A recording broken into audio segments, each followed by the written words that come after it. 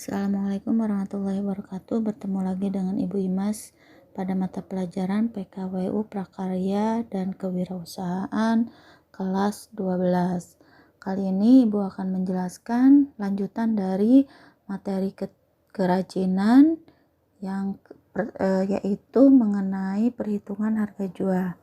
Cara menentukan harga jual. Sebelumnya Ibu akan menjelaskan biaya produksi. Apa itu biaya produksi? Yaitu biaya yang dikeluarkan untuk bahan baku, tenaga kerja, dan biaya lainnya atau overhead. Atau dengan kata lain, biaya produksi adalah semua pengeluaran yang dilakukan oleh perusahaan untuk memperoleh faktor-faktor produksi dan bahan-bahan mentah yang akan digunakan untuk menciptakan barang-barang yang diproduksi perusahaan tersebut. Biayanya apa saja? Yaitu meliputi biaya bahan baku, biaya tenaga kerja, biaya operasional barang atau pabrik, dan lain sebagainya. Nah, yang di sini ada biaya lainnya yaitu biaya overhead. Overhead ini seperti biaya angkut bahan baku ke tempat produksi, biaya kebersihan, biaya sewa gedung atau sewa bangunan, dan lain sebagainya. Seperti biaya listrik, biaya bahan bakar, yang berkaitan atau yang mendukung biaya produksi itu biaya overhead. Untuk mencari harga pokok produksi yaitu total biaya produksi dibagi jumlah produk atau dari jumlah biaya produksi ditambah, misal kita ambil labanya 30% dan dijumlahkan sehingga terlihat berapa total harga per piece-nya atau per buah dari produksi atau produk tersebut. Nah, itu sekelumit sedikit mengenai materi harga penentuan harga jual. Sekarang kita lanjut tentang media promosi. Apa sih fungsi dan tujuan promosi? Sebenarnya media promosi itu fungsinya yaitu upaya perkenalan dalam rangka memajukan usaha, memajukan dagang, dan sebagainya. Atau kata lain, promosi merupakan aktivitas pemasaran yang berupaya untuk menyebarkan informasi, mempengaruhi atau membujuk, serta mengingatkan pasar agar bersedia menerima, membeli, dan loyal pada produk yang ditawarkan pada perusahaan yang bersangkutan. Nah, ke konsumen seperti apa sih? Ya, yang dipengaruhi itu ada dua macam konsumen yang menjadi target dalam promosi, yaitu ada konsumen aktual dan ada konsumen potensial. Konsumen aktual adalah konsumen yang langsung membeli produk yang ditawarkan pada saat promosi tersebut dilancarkan, itu konsumen aktual. Sedangkan konsumen potensial adalah konsumen yang berminat melakukan pembelian terhadap produk yang ditawarkan pada masa yang akan datang. Nah, secara garis besar kegiatan promosi mempunyai 3 tujuan, yaitu sebagai informing, persuading, dan reminding.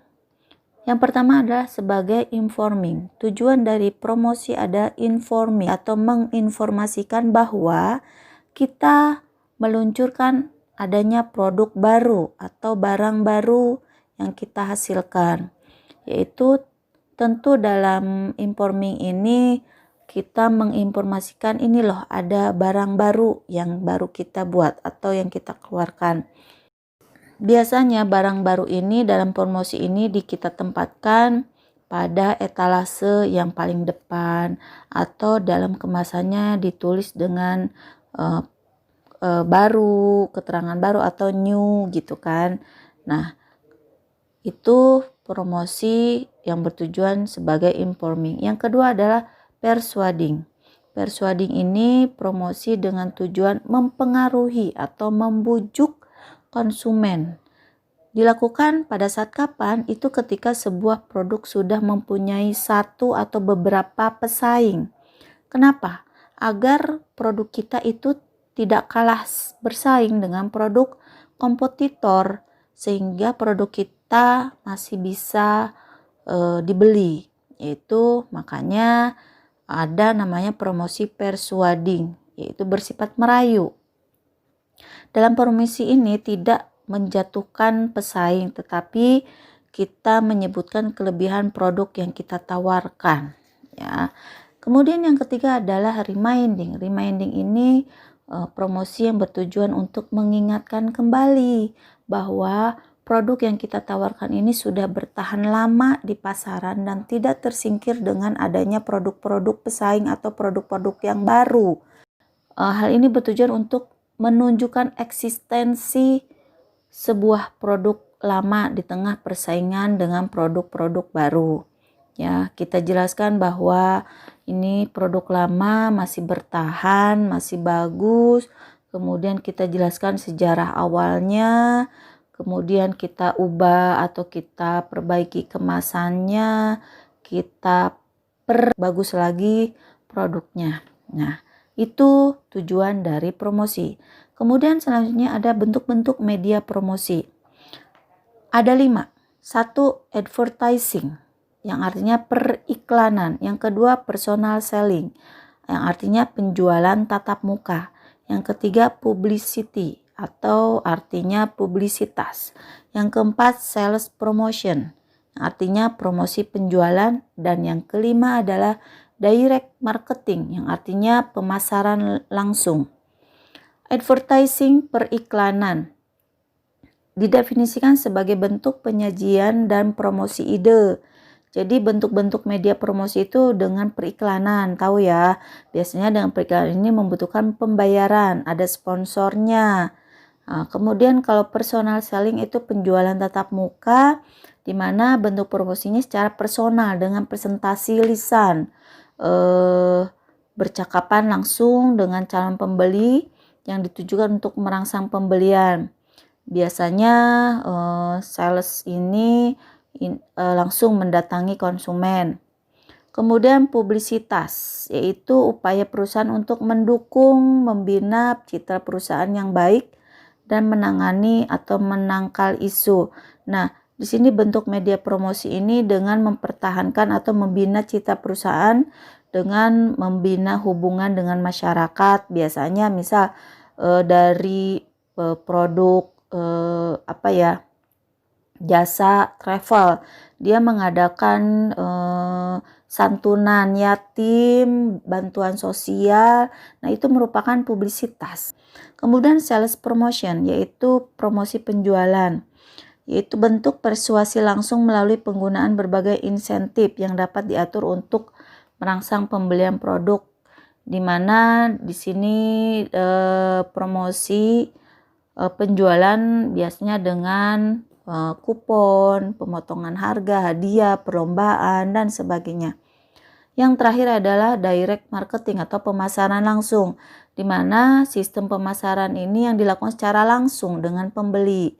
Sasarannya untuk menghasilkan respon dan transaksi. Respon yang dihasilkan bisa berupa pemesanan, pembelian, atau bahkan dukungan, ya. Selanjutnya, pembuatan media promosi. Dalam pembuatan media promosi ini ada beberapa model ya, seperti media cetak.